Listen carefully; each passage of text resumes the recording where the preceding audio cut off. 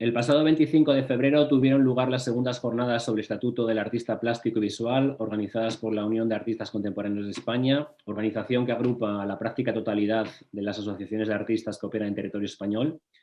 Y para conocer más en profundidad lo allí debatido, así como las conclusiones y la hoja de ruta a partir de ahora, tenemos como invitado en este nuevo encuentro con al artista, profesor universitario, comisario y activista Isidro López Aparicio, actual representante de la Unión de Artistas Contemporáneos de España en la International Association of Art, EAA Europe, quien además ejerció como moderador de las 2 mesas de debate celebradas. Hola Isidro, muchas gracias por compartir tu tiempo con nosotros. Hola Gustavo, muchas gracias por la invitación a la Unión. El pasado mes de diciembre, en otra entrevista con la presidenta de la Unión AC, Consuelo Ballina, hablamos sobre las primeras jornadas y nos avanzaba la celebración de estas segundas. De forma breve y antes de pasar a cuestiones más concretas, ¿qué balance haces de las segundas jornadas? Muy positivo, la verdad. Nunca parece que llegamos a nada después de tanto trabajo. Hay que tener en cuenta que los artistas contemporáneos llevan desde el 77, ya tengo yo documentos en la hemeroteca de que estaban con negociaciones con el ministerio y parece como que nunca se avanza, pero la realidad es que cuando mira hacia atrás sí hay muchos pasos dados y en concreto esta segunda jornada han sido muy importantes porque ha habido una interlocución con varios ministerios y bueno, eso ayuda a tener unos pasos importantes, ¿no? Vale, en esta ocasión, precisamente, como refieres, habéis tenido representantes del Ministerio de Cultura y Deporte y del Ministerio de Inclusión, Seguridad Social y Migraciones. Comenzando por este último, Manuel Álvarez, asesor del gabinete de ese ministerio, les ha asegurado que va a haber una cantidad importante de los fondos europeos para reactivar el sector de las artes creativas. ¿Les concretarán alguna cantidad o cuándo llegarán y de qué manera piensan ejecutarse y distribuir esas ayudas entre los artistas plásticos y visuales? Ujú. Bueno, no se llegaron a concretar cosas en este sentido.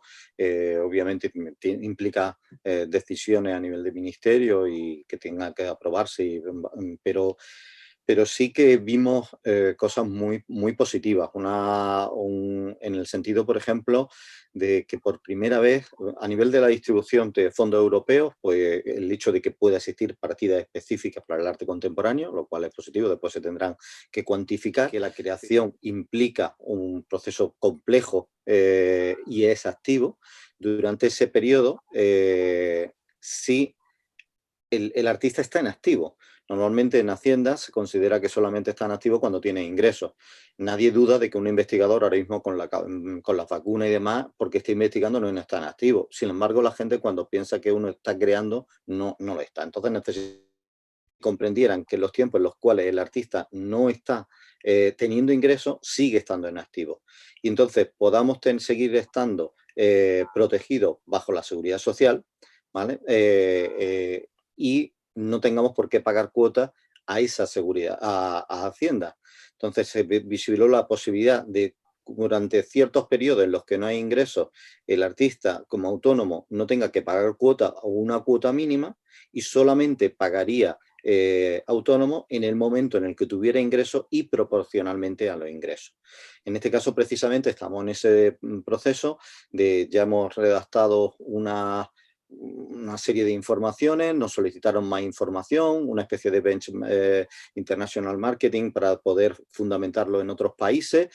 Bueno, hemos hecho ese trabajo y ahora esperamos que una vez que se le envíe lo puedan tener en consideración para este tipo de medidas, que obviamente son muchas más las necesarias, pero solamente esta podría cambiar radicalmente muchas veces la calidad de los artistas y su forma de vivir. En representación del Ministerio de Cultura y Deporte estuvo Carlos Huervos Maillo, subdirector general de Propiedad Intelectual. ¿En qué cuestiones se ha comprometido dicho ministerio en este caso? Bueno, el, es difícil de decir compromiso, porque en el fondo siempre hablan, pero no terminan. Pero sí, sobre todo en la protección de los intereses de los artistas con respecto a nuestros propios derechos. O sea, en ese sentido hay una intención clara. Por otro lado, había una interlocución por parte de la Unión de Artistas, que es que la interlocución con respecto a los derechos de autor no solamente son las entidades de gestión, o sea, no todos los artistas están en las entidades de gestión, pero sí que todos los artistas tienen derechos a la defensa de sus intereses. Entonces, la interlocución para esos derechos tiene que no solamente limitarse a las entidades de gestión. Pero pero ahora ha habido una serie de modificaciones importantes a nivel europeo, en las cuales yo he participado en este ámbito europeo de representatividad artística y coincidíamos en puntos de vista en ese sentido de la defensa ante no la desprotección que se utiliza y que suele pasar ahora mismo. Cuando hablamos también con la presidenta de la Unión AC, Consuelo Ballina, nos comentó también de la importancia de entablar un diálogo con el Ministerio de Hacienda, ¿no? Por cuestiones, digamos, de importancia que tiene en este sentido con el estatuto. ¿Se les invitó a esta ocasión o está prevista su participación en otras jornadas o en otros de mesas a futuro? Sí, se la ha invitado todo y era la intención. Es verdad que las agendas son complicadas y en el caso, por ejemplo, de Bellas Artes, María Dolores Jiménez Blanco tuvo que excusar su presencia porque comprendemos que las agendas son muy complicadas, están en un trabajo vamos, ingente, pero la comunicación con ella es intensa. Y la realidad es que en el pasado era muy extraño poder conseguir estas interlocuciones, precisamente desde la Mesa Sectorial del Arte Contemporáneo, que está haciendo un gran trabajo. Tuvimos hace un año, o sí, hace un año por lo menos, una de las primeras reuniones que fue directamente el ministro de Cultura con la ministra de Hacienda. Y fue muy importante, porque nos ha pasado en esas interlocuciones desde muchas asociaciones durante muchos años que siempre hablábamos con el Ministerio de Cultura, pero al final, como realmente las decisiones que tenían que tomar implicaban a otros ministerios, nunca terminaban, ¿no? De llevarse a cabo. Por primera vez se están haciendo este tipo de diálogos. Es verdad que con Hacienda, en este caso, en esta jornada no hemos podido, pero esperamos que sí, y dentro de las medidas sí que se le ha hecho llegar y las tienen todas las medidas que hemos hecho. Que en este caso quiero agradecer a todos los compañeros y compañeras que han trabajado en esta construcción. Llevamos ya muchos años.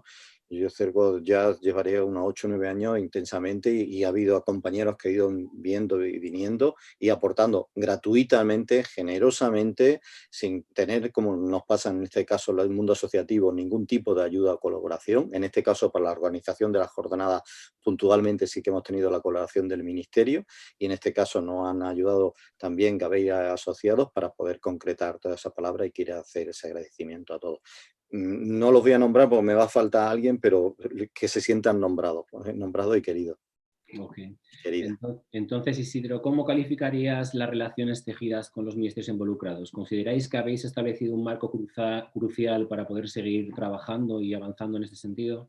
Sí, sí, sí. Y además, en este caso, una de las deficiencias que tiene el sector del arte es una estructura asociativa sólida que se ha ido construyendo, va teniendo altibajos, pero la realidad es que en los últimos años, en la refundación de la Unión, que ahora mismo hay 11 asociaciones, la construcción de la Mesa Sectorial del Arte Contemporáneo, otros sectores han tenido mesas sistemáticamente, nosotros los conseguimos fundar hace escasamente 6 o 7 años, pues todo ese trabajo ha podido hacer que la interlocución no puedan obviar a los artistas a la hora de generar estas interlocuciones. Entonces, esperamos, hay que seguir haciendo el trabajo, hay que seguir a otros artistas que se animen a comprometerse en este ámbito y continuarlo. Esperamos que sí. Tras la celebración de las segundas jornadas, varias preguntas. ¿Cuál va a ser la hoja de ruta que vais a seguir? ¿Y sois optimistas de cara al futuro del Estatuto del Artista? O dicho de otra manera, ¿el Estatuto del Artista podría llegar en la actual legislatura?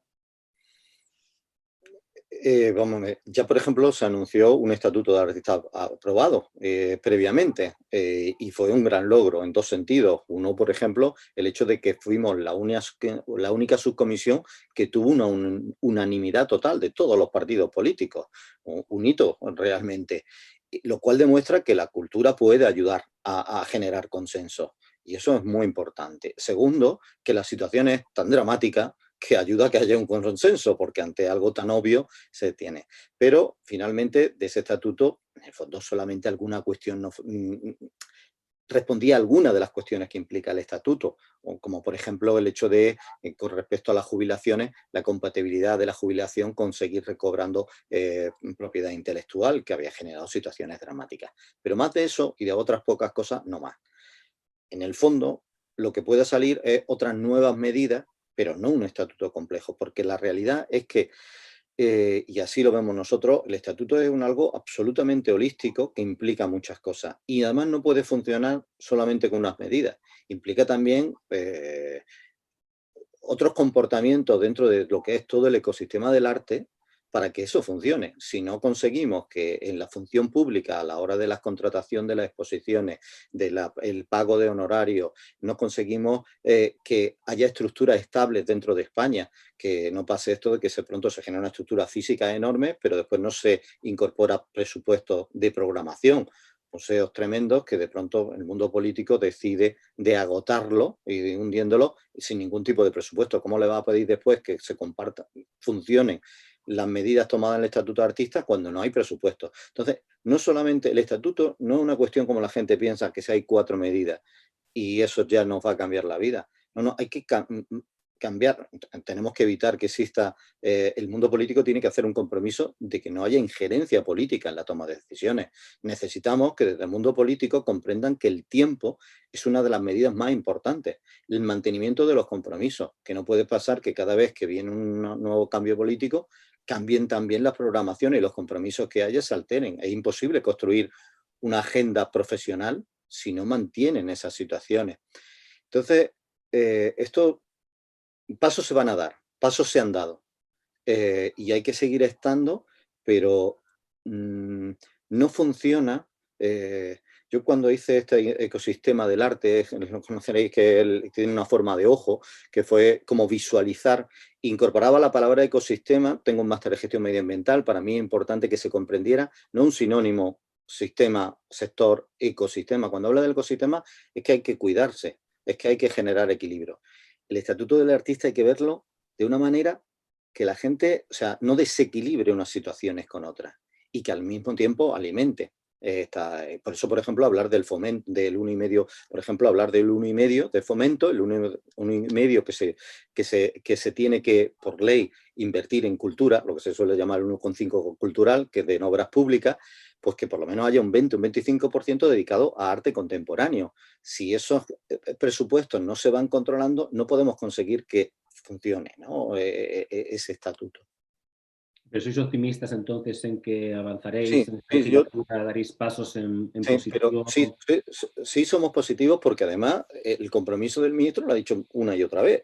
No sabemos hasta qué punto de medida, pero también tenemos claro que si no se aborda la ley de mecenazgo, por ejemplo, por hablar de estas cosas que están absolutamente concatenadas, una de las medidas más importantes, después de trabajar mucho y que tenemos claro que sí puede beneficiar al sector del arte, no solamente a los artistas, es muy sencilla y es el reconocimiento para una desgravación de toda la inversión que se haga por parte de los artistas o personas que inviertan en eso para lo que sería la creación, producción o difusión del arte. En la actualidad, ¿qué pasa? La mayoría de los artistas que no están dados de alta no pueden desgravar lo que están pagando de alquiler de estudio o lo que están gastando en producción. Y si no estás teniendo ingresos, no lo puedes desgravar. Después, más del 85% de los artistas en España no tienen su ingreso para sobrevivir no son específicamente de la creación artística, de la venta de obras. La realidad es que la mayoría de la población de artistas profesionales de ese 25.000% de 25.000 artistas de censo, tienen que trabajar en otras muchas cosas para poder mantener su actividad artística. Sumemos la longevidad. Las carreras profesionales de los artistas visuales muy largas y en un proceso de longevidad en la cual estamos llegando a 90 años, una carrera de un artista que puede empezar a los 20, 25 hasta los 80 son larguísimas. ¿Cómo se puede mantener con ingresos sistemáticamente? Es escaso. Entonces, el que se pueda reconocer esa inversión. ¿Por qué es tan importante que esa inversión que se reconozca? Porque el mayor mecena del mundo del arte, en contra de lo que todo el mundo pueda pensar en primer lugar, el gobierno, el Estado, son los privados. No, el magma, la base, los artistas, la familia del artista, la pareja del artista, que al final son los que sostienen constantemente, ¿vale? Ese ingreso. El que se reconociera eso ayudaría. Eso tiene que ver un poco con mecenazgo, con micromecenazgo. No, el estatuto del artista no funcionará. Entonces, cuando de pronto dicen, vamos a sacar el estatuto del artista, pero el mecenazgo como se queda ahí, no podemos obviarlo. La ley del mecenazgo es fundamental e inmediata, si no, lo otro no va a funcionar. Y en ese sentido, pues la realidad es que lo que anuncian en la ley del mecenazgo no está como lo primero en la agenda. Y hay que abordarlo de manera conjunta, sin lugar a dudas. Pues no será por la cantidad de personas de diferentes ámbitos, galeristas, coleccionistas, artistas en tu caso, que no lo demandan. Pero bueno, vamos a Oye, buscar. además, ya nos pidieron hace mucho tiempo, con la crisis del 2008, que el cambio de paradigma de los artistas tenía que cambiar, que no podía ser subvenciones, que es mentira. El mundo del arte contemporáneo nunca ha estado subvencionado. Cualquier de los sectores se puede analizar con números específicamente, en los cuales de los sectores menos subvencionados, sin lugar a dudas. Y además, la tipología de subvenciones son muy condicionantes en el ámbito creativo, son premios. Un ayuntamiento que saca un premio. Ya está funcionando la tipología, premio de pintura, de no sé cuánto. Ya la creación artística tiene una forma a través de esa tipología de subvenciones. Los que subvencionan el mundo del arte son las bases de la creación artística. Vaya, eso que quede claro. No me gustaría desaprovechar la ocasión hoy, 8 de marzo, Día Internacional de la Mujer, para preguntarte sobre cómo trabaja desde la Unión AC por una mayor igualdad y visibilidad de las artistas mujeres o las cuestiones de género en el sistema de arte español. Y claro, si dentro de ese estatuto de artista habrá algún punto o apartado dedicado a esta cuestión tan urgente y necesaria. Por supuesto, en este caso, aparte de que nuestra presidenta es mujer y está en el ADN, o sea, la Unión de Artistas Contemporáneos, que la refundamos hace 5 años, que viene desde los 80 y demás, pero en su propia refundación tiene el ADN 100% feminista, o sea, nosotros, entonces es como, no es algo que haya que venir impuesto, o sea, impostado, sino que es que forma parte natural y obviamente el estatuto contempla toda esa situación. Así que lo hemos tenido presente. Ya fuera Y de las felicitamos a jornadas, todas las mujeres hoy en el día, sin lugar a dudas. efectivamente, vamos a felicitarlas Esto no sería porque posible. es muy importante reconocer la labor de la mujer en la sociedad, sí o sí. Ya fuera de lo que son las jornadas, hace unas pocas semanas se anunciaba la desaparición de la Comisión de Artes y Humanidades del programa de Academia de la ANECA, ¿no? Que es la Agencia Nacional de Evaluación de la Calidad y Acreditación, ¿no? Que es un organismo autónomo a su vez, adscrito al Ministerio de Ciencia, Innovación y Universidades. Lo que desde la Unión AC o de otros organismos, como has citado anteriormente, la mesa sectorial, habéis calificado de un acto de menosprecio brutal al mundo de la cultura y al de la formación. Una decisión sin mediación ni discusión, impuesta, innecesaria e imprevista. No solo como miembro digamos, de la Unión y también como profesor universitario en tu caso concreto, ¿qué te gustaría añadir o qué llamamiento te gustaría hacer a los responsables de tal decisión? Si se puede volver a reconducir esto de alguna manera. Pues, en esa línea de que el estatuto tiene muchas implicaciones en la educación, no puede pasar que también la ley de educación resulta que al final pueden los alumnos terminar a salir de la enseñanza básica sin haber cursado ninguna asignatura. O sea, no, es fundamental. Si nosotros intentamos defender esto con coherencia, obviamente defendemos unas situaciones laborales, profesionales, pero con la coherencia de lo que es todo el tejido. La educación lo primero, desde la enseñanza básica. No podemos estar pidiendo que la gente asista a museos, asista a exposiciones si no estamos formándolo. Y la realidad, y está muy bien que un gobierno apueste por un estatuto del artista, pero si después en la enseñanza básica no se apuesta igualmente o se hace ese atropello de que dentro del mundo universitario, de la enseñanza superior, se ha hecho un trabajo brutal durante los últimos 25 años para conseguir que se comprendiera que la creación, la investigación a través de la creación artística era valorable, se consigue una comisión y de pronto, de manera absolutamente sin diálogo, se quita la comisión cuando se está demostrando lo bien que funciona, cuando se ha conseguido. Entonces, ¿a qué estamos jugando? O sea, estamos generando un estatuto y después resulta que en esos niveles, porque si no se ve de manera holística, esto no va a funcionar. Van a ser medidas puntuales para salir a la prensa diciendo que se ha concedido algo, pero la realidad, esto es un compromiso que implica pensar en todos los ámbitos. Hablaba antes de la longevidad, de la educación, desde los más pequeños, y en este caso hacia las universidades que han demostrado ese trabajo. ¿Cómo va a poder después pedir profesionalización si dentro de las propias universidades no se está valorando ese ámbito creativo? que siempre en estos casos se invita, porque lo que ha pasado es que se ha duplicado otra comisión y esta se ha incluido dentro de ahora. Siempre una de las peticiones que hemos tenido dentro del mundo artístico es tener un ministerio de cultura, ¿no? Y decíamos, queremos un ministerio de cultura. ¿Por qué? Porque no queremos que sea de cultura, industria, turismo y no sé cuánto, porque ya estás vinculando específicamente a la cultura a un rendimiento turístico, un rendimiento industrial y demás. Si resulta que de pronto esa comisión se mete dentro de otras comisiones, ya estás perdiendo su propia identidad. Aparte de ser evaluado, tiene unas especificidades que no pueden ser evaluados por todo. Aunque digan, los mismos baremos los van a utilizar, pero es que el mismo baremo utilizado por otra persona que no comprende la interlocución que nosotros sí estamos teniendo, pues entonces no funciona. Pues lo que digo muchas veces últimamente, educación, educación y educación. Uh-huh. Yo Uh-huh. creo que es parte también del problema de Fíjate, este y la país. educación, entendido, estamos hablando desde la enseñanza básica, pasando por enseñanza superior, y uno de los problemas que hay en nuestro sector a nivel de profesionalización es que no tenemos una formación profesional continua. En otro momento, cuando a los sindicatos se le daban los fondos para la formación continua, profesional, uno de los fallos, yo asumo todas las críticas cuando a la universidad se le dice, pero es que no se salen de la gente de la facultad y no saben ciertas cosas. Es que hay mucha formación que debe de continuar a partir vinculado al mundo asociativo, al mundo sindical, entre comillas. Eso nunca ha existido dentro del mundo del arte, porque nunca ha habido fondos, cuando nosotros pagamos seguridad social, hay fondos que se utilizan para la formación del trabajador. Eso nunca llega a los artistas y nunca se han generado esa tipología de formación.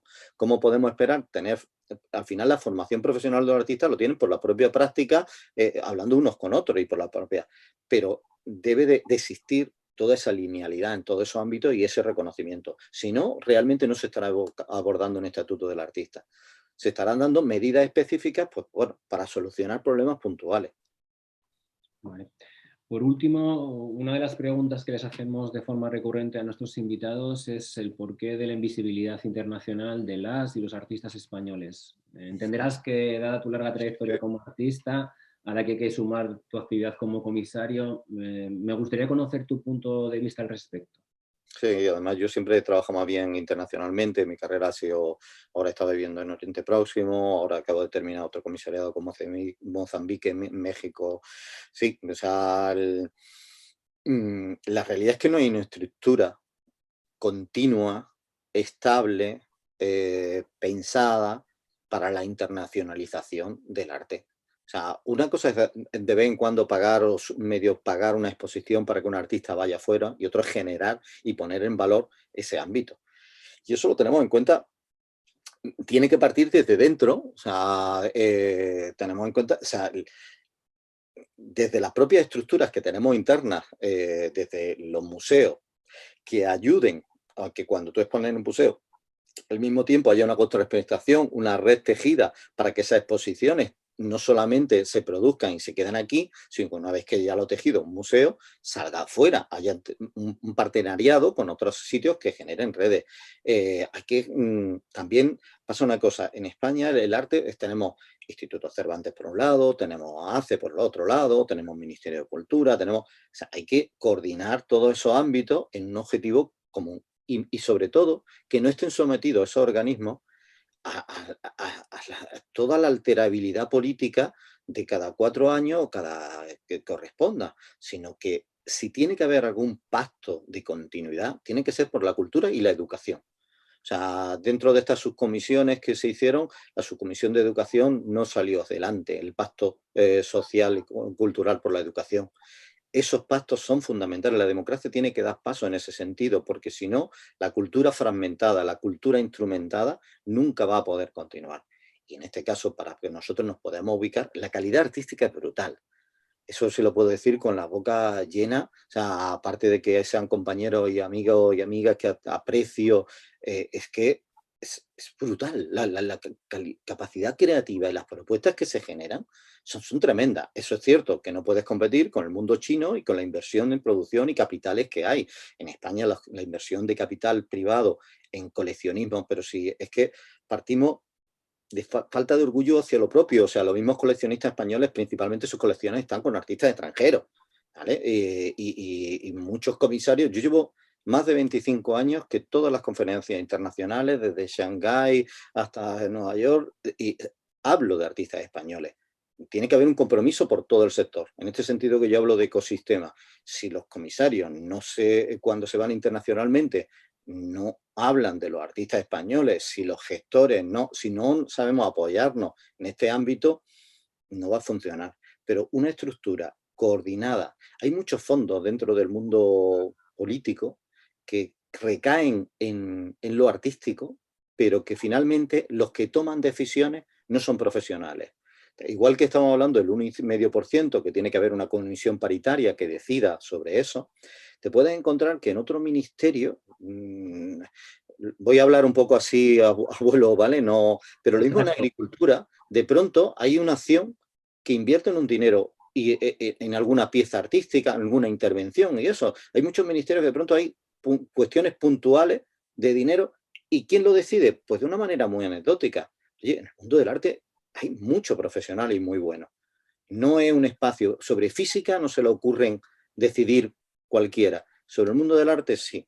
No, hay que generar una bolsa de artistas, de gestores, de comisarios, que se mantenga estable y sobre eso puntualmente, no de manera reactiva, sino que una vez que tenga eso, cuando hace falta decisiones, se recurra a esa bolsa y se tomen esas decisiones puntualmente, de manera coordinada. Bueno, Isidro, muchas gracias por tu tiempo y seguiremos muy atentos a las noticias y el desarrollo de futuro sobre el Estatuto del Artista Plástico y Visual. Y me gustaría recordar que el vídeo completo de las jornadas está en la página web de la Unión de Artistas Contemporáneos de España, Unión AC, para aquellos que quieran seguirlas y verlas íntegras. Y Gustavo, muchísimas gracias a ti, a Carlos, Noemi, a todos los que formáis parte de Arte Informado, porque precisamente la labor que vosotros hacéis, me preguntaba esta última pregunta sobre la internacionalización, pues es curioso que al final plataformas como la vuestra son las que consiguen internacional más el arte y conseguir un diálogo, en este caso entre Iberoamérica, ¿no? Que otras cosas. Y también, en este caso, para que esto del Estatuto del Arte funcione, también tiene que haber subvención a esas plataformas, ¿vale? Porque igual que vosotros sois unos grandes supervivientes y conseguís manteneros, ¿cuántas plataformas han desaparecido? Con muchas dificultades, me consta. Pero si es que ha habido una... Yo, claro que valoro la iniciativa y hay que valorar la iniciativa, pero el mantenerse hay que saber valorarlo en la cultura. Entonces es fundamental que estas pequeñas, porque todas estas revistas que también han desaparecido con todo ese patrimonio. Nosotros estamos invirtiendo, el arte contemporáneo genera patrimonio y vosotros estáis siendo testigos de ese patrimonio, estáis visualizándolo. También necesitáis de esa ayuda, de esas estructuras que ya han demostrado durante 10, 20, 30 años que están ahí y que tienen un valor en sí mismos. Entonces es fundamental también que no solo puntualmente el apoyo al artista, si las redes no se apoyan igualmente, no funciona, ¿no? Y eso lo hemos manifestado y lo digo con verdadero agradecimiento, ¿vale? Muchas gracias, Isidro, por tus palabras, porque intentamos, como bien dices, en nuestro caso concreto, unir las dos orillas, esta española y Portugal, o sea, península ibérica, con la otra orilla del otro lado del Atlántico. Pero como bien dices, resistir, hay que resistir y no es fácil, pero bueno, nosotros vamos a seguir intentándolo.